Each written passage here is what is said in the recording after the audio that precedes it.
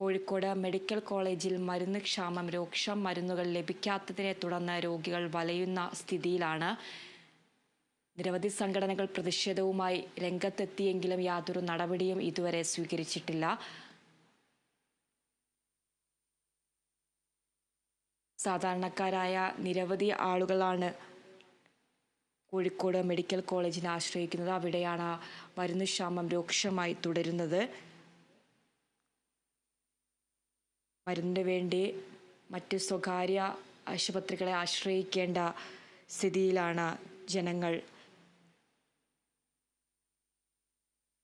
9 മാസത്തെ കുടിശ്ശിക medical college അധികൃതരും ആരോഗ്യവകുപ്പും നൽകാതായതോടെയാണ് മരുന്ന് വിതരണം നിലച്ചതെന്നാണ് അധികൃതർ പറയുന്നത്.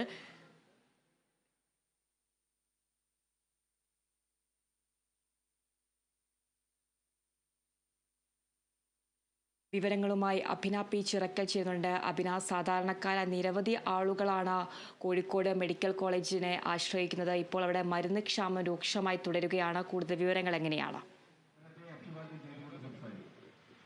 അതിര തീർച്ചയായും അതിര പറഞ്ഞതുപോലെ തന്നെ ഇവിടെ മരുന്ന് ക്ഷാമം മൂലം ഇപ്പോൾ ഇവിടെ കോൺഗ്രസിന്റെ നേതൃത്വത്തിൽ വലിയൊരു പ്രതിഷേധം ഇപ്പോൾ നടന്നുകൊണ്ടിരിക്കുകയാണ്.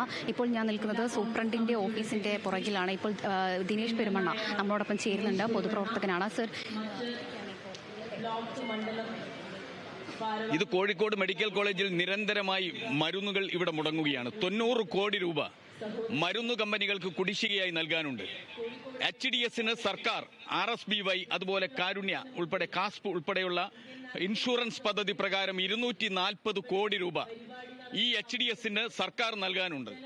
ഇപ്പോൾ 90 കോടി രൂപ മരുന്ന് കമ്പനികൾക്ക് സർക്കാർ നൽകാനുണ്ട്. അതുകൊണ്ട് മരുന്ന് കമ്പനികൾ മരുന്ന് വിതരണം നിർത്തിയിരിക്കുന്നു. ടെർഷറി ക്യാൻസർ സെന്ററിലെ അവിടെ ചികിത്സ മുടങ്ങുന്നു. അവിടെ ആവശ്യത്തിന് മരുന്നുകളില്ല. ഡയാലിസിസ് പേഷ്യന്റുകൾ പ്രതിസന്ധിയിലാകുന്നു. ഈ മെഡിക്കൽ കോളേജിൽ ഗുരുതരമായ രോഗം ബാധിച്ചു വരുന്ന രോഗികൾക്ക് ചികിത്സ നൽകാൻ കഴിയാത്ത ഒരു സർക്കാർ, ആരോഗ്യവകുപ്പ് മന്ത്രി രാജിവെക്കണമെന്നാണ് ഞങ്ങൾക്ക് അഭ്യർത്ഥിക്കാനുള്ളത്. ഈ മന്ത്രി ഇതുവരെ ഇടപെട്ടിട്ടില്ലല്ലോ ഈ വിഷയത്തിൽ. ഈ മെഡിക്കൽ കോളേജ് പോലെയുള്ള കേരളത്തിലെ മെഡിക്കൽ കോളേജുകളിൽ ഈ അവശ്യ മരുന്നുകൾ മുടങ്ങുമ്പോൾ സർക്കാരിന്റെ അനിവാര്യ ചുമതല എന്താണ് ഈ സർക്കാരിന് പണി? ഇത് ചോദ്യം ചെയ്തുകൊണ്ടാണ് ഞങ്ങൾ ഈ സമരം നടത്തുന്നത്.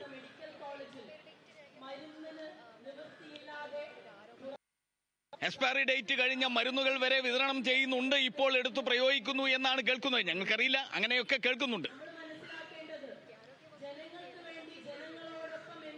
ആരോഗ്യവകുപ്പ് മന്ത്രി മൗനം പാലിക്കുകയാണ്. ഇവിടെ OP ടിക്കറ്റിന് 10 രൂപ വർദ്ധിപ്പിച്ചു. എന്തിനാ ഇത്? ഇവിടെ ലാബുകളിൽ ചാർജ് വർദ്ധിപ്പിക്കുന്നു. ജനങ്ങളിൽ നിന്ന് പിഴിഞ്ഞ് ചികിത്സക്ക്. ഇത് സർക്കാർ ആശുപത്രിയല്ലേ, ഇതൊരു സ്വകാര്യ ആശുപത്രിയാണോ? കോഴിക്കോട് മെഡിക്കൽ കോളേജിനെ തകർക്കാൻ ഈ സർക്കാർ ശ്രമിച്ചുകൊണ്ടിരിക്കുകയാണ്. തീർച്ചയായിട്ടും ഞങ്ങൾക്ക് സംശയമുണ്ട്. കോഴിക്കോട് ആശുപത്രികളെ സഹായിക്കാനാണ്. പക്ഷേ ഇവിടെ ഇൻഷുറൻസ് സ്കീമിൽ ചികിത്സ തേടി വരുന്ന പാവപ്പെട്ട രോഗികൾക്ക് ഏത് ആശുപത്രിയിലാണ് പോകാനുള്ളത്? ഇൻഷുറൻസ് വഴി കിട്ടേണ്ട, കാസ്പ് വഴിയും കാരുണ്യ വഴിയും ഒക്കെ മരുന്ന് ലഭിക്കേണ്ട ഫാർമസികളിൽ ആളുകൾ ഈ ആശുപത്രിയിൽ കയറി ഇറങ്ങുക, മരുന്നില്ല, അവർ പുറത്തേക്ക് പോകേണ്ടി വരിക. ഇന്നലെ ഒരു ക്യാൻസർ പേഷ്യന്റ് പറഞ്ഞത് 650 രൂപയുടെ ഒരു മെഡിസിൻ അദ്ദേഹത്തിന് പുറത്തേക്ക് എഴുതി കൊടുത്തു എന്ന. വാങ്ങാൻ പണമില്ല. രോഗികൾ വലയുകയാണ്. സർക്കാർ ഒന്ന് ഇടപെടണം, ഇല്ലെങ്കിൽ അതിശക്തമായ പ്രക്ഷോഭം. ഇതൊരു പ്രതിഷേധ കൂട്ടായ്മയാണ്. ശക്തമായ പ്രക്ഷോഭത്തിന് ഞങ്ങൾ നേതൃത്വം കൊടുക്കും.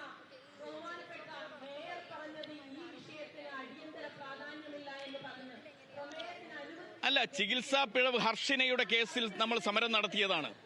മെഡിക്കൽ നെഗ്ലിജൻസ് ഉണ്ടാകുമ്പോൾ സർക്കാർ മൗനം പാലിക്കുന്നു. ഇരകൾക്കൊപ്പമല്ല സർക്കാർ. ഹർഷിന സർക്കാരിന് കഴിഞ്ഞിട്ടില്ല. അതുപോലെ തന്നെ ഇവിടെ ജീവിക്കുന്ന രക്തസാക്ഷികളായി ആശുപത്രിയുടെ ചികിത്സാ പിഴവ് കൊണ്ട് ജീവിക്കുന്നവരുണ്ട്. അവരെ സഹായിക്കാൻ ഈ സർക്കാരില്ല. ഇവിടെ ആവശ്യത്തിന് ഡോക്ടർമാരില്ല, ജീവനക്കാരില്ല എന്നുള്ളത് കൊണ്ട് തന്നെ അവർക്ക് അവരുടെ ചികിത്സാ രീതി താളം തെറ്റുന്നു.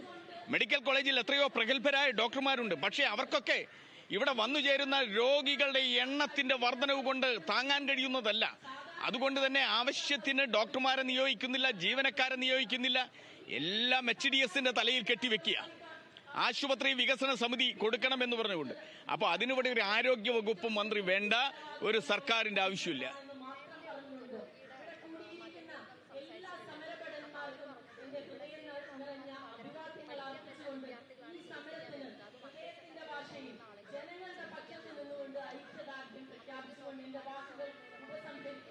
ഇവിടെയുള്ള പ്രഗത്ഭരായ ഡോക്ടർ മാനന്തവാടി മെഡിക്കൽ കോളേജിലേക്കും മഞ്ചേരി മെഡിക്കൽ കോളേജിലേക്കും മാറ്റി ഇവിടെ സീനിയർ റെസിഡന്റുമാരെ വെച്ചിട്ടാണ് മെഡിക്കൽ കോളേജ് പോകുന്നത്. പ്രഗത്ഭരായ കുറച്ച് ഡോക്ടർമാരുണ്ട്. അവർ കൂടി പോയാൽ ഇവിടെ ആവശ്യത്തിന് ഡോക്ടർമാരെ നിയമിക്കേണ്ടേ സർക്കാർ?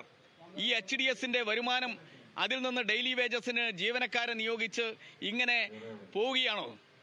HDSന്റെ വരുമാനം തന്നെ ഉപയോഗിക്കുന്നത് എന്തിനാ? ഇവിടെ HOD, സൂപ്രണ്ടും HODയും സർജിക്കൽ HOD അദ്ദേഹത്തിന് പ്രൗഢഗംഭീരമായിട്ടുള്ള ഒരു ചാമ്പർ ഉണ്ടാക്കിയിരിക്കും. സൂപ്രണ്ടാണ്, സൂപ്രണ്ടിന് മറ്റൊരു ചാമ്പർ ഉണ്ട്, അതിന് പുറമെയാണ്. അപ്പൊ ഈ അനാവശ്യമായ ചെലവുകൾ വേറെ വരുത്തി തീർക്കുന്നു. അപ്പം അവശ്യ രോഗികൾക്ക് മരുന്ന് നൽകാൻ പണമില്ല, ഡോക്ടർമാർ ആവശ്യത്തിനില്ല, ജീവനക്കാർ ആവശ്യത്തിനില്ല എന്നുള്ളൊരവസ്ഥയിൽ ശ്വാസം മുട്ടുകയാണ് മെഡിക്കൽ കോളേജ്. സൂപ്രണ്ട് പ്രതികരിക്കണമല്ലോ. അദ്ദേഹം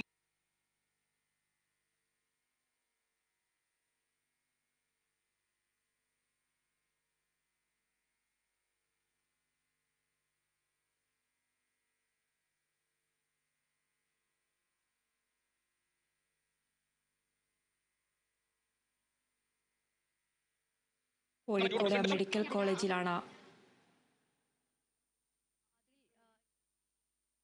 മെഡിക്കൽ കോളേജിലാണ് മരുന്ന് ക്ഷാമം രൂക്ഷമായി തുടരുന്നത്. വിവിധ സംഘടനകളുടെ നേതൃത്വത്തിലടക്കം പ്രതിഷേധങ്ങൾ ഉയരുന്ന ഒരു സാഹചര്യമാണുള്ളത്. അഭിന ചേരുന്നുണ്ട്. അഭിന, തുടരാം. തീർച്ചയായും മധുര, ഇപ്പോൾ ദിനേശ് പെരുമണ്ണ പറഞ്ഞതുപോലെ തന്നെ ഇത് തുടർച്ചയായും സർക്കാരിന്റെ ഒരു വീഴ്ച തന്നെയാണ്. ഇതിൽ ആരോഗ്യ വകുപ്പ് മന്ത്രി രാജിവെക്കണം തുടങ്ങിയ കാര്യം തന്നെയാണ് ഇതിൽ പ്രധാനമായും ഈ കോൺഗ്രസ് നേതാക്കൾ ഉൾപ്പെടെ പറയുന്ന കാര്യം. ഇപ്പോൾ നേരത്തെ നമ്മളോട് സംസാരിച്ചത് പൊതുപ്രവർത്തകൻ ദിനേശ് പെരുമണ്ണയാണ്. ഇതിനു മുൻപും സമാനമായ രീതിയിൽ ഇപ്പോൾ ഈ ചികിത്സാ പിഴവ് അടക്കമുള്ള കാര്യങ്ങളിൽ ഏറ്റവും കൂടുതൽ പ്രതിഷേധങ്ങൾ അറിയിച്ചതും സമരപരിപാടികൾ നടത്തിയതെല്ലാം ഇവരുടെ നേതൃത്വത്തിൽ തന്നെയായിരുന്നു. അതും അന്നും ഈ മെഡിക്കൽ കോളേജിലെ ചികിത്സാ പിഴവ് അതും വലിയ ഒരു വാർത്തയായി മാറിയിട്ടുണ്ടായിരുന്നു എന്നുള്ളതാണ്. ഇന്നിപ്പോൾ മരുന്ന് ക്ഷാമം എന്ന് പറയുമ്പോൾ നേരത്തെ നമ്മൾ ഇവിടെ ഒരു രോഗിയുടെ കൂടെ വന്ന ഒരാളുടെ പ്രതികരണം നമ്മൾ തേടിയിട്ടുണ്ടായിരുന്നു. അതിൽ പ്രധാനമായും അവർ പറയുന്നത് ഈ സർക്കാരിന്റെ കാരുണ്യ ഇൻഷുറൻസ് സാധാരണക്കാർക്ക് വേണ്ടി ഉള്ളതാണെങ്കിൽ പോലും അതിൽ നിന്ന് പോലും മരുന്നുകൾ വാങ്ങാൻ കഴിയാത്ത അവസ്ഥയാണ്. അത്തരത്തിലേക്ക് മാറിയിരിക്കുകയാണ് സർക്കാർ എന്ന് തന്നെയാണ് പറയുന്നത്. കാരണം സർക്കാരും അതുപോലെ തന്നെ പൊതുയിടങ്ങളിലെ ഫാർമസികളാവട്ടെ ഇവർ തമ്മിലൊരു ടൈപ്പ് ഉണ്ട് എന്നുള്ളത് തന്നെയാണ് ഇവർക്ക് പറയാനുള്ളത്.